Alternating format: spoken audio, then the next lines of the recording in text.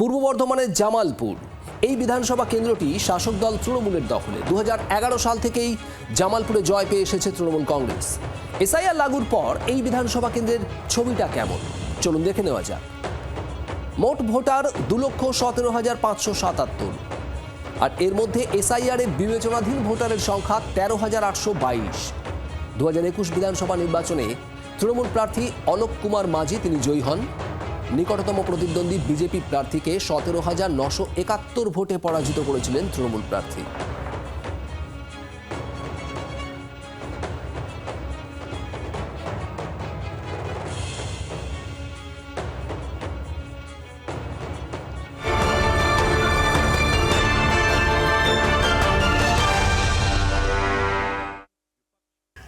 SIR ভালো, কিন্তু অনেক সাধারণ মানুষের নাম বাদ গেছে যারা দেশের বৈধ নাগরিক হয়তো, কিন্তু তাদের নাম বাদ যাওয়ার জন্য তারা তো একদম প্রচণ্ড চিন্তাগ্রস্ত, প্রচণ্ড হ্যারাসমেন্টও তাদের হচ্ছে।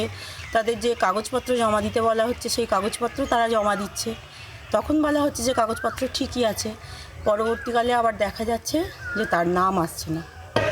লজিক্যাল ডিসক্রিপেন্সির নাম করে তাদেরকে একের পর এক ডাকা হয়েছে এবং কী কারণে ডেকেছেন তারাই জানেন।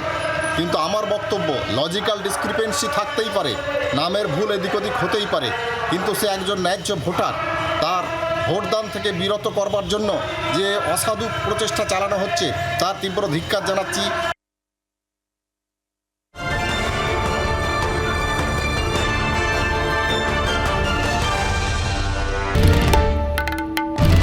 বাংলার আওয়াজ, বাঙালির আবেগ, জি 24 ঘন্টা।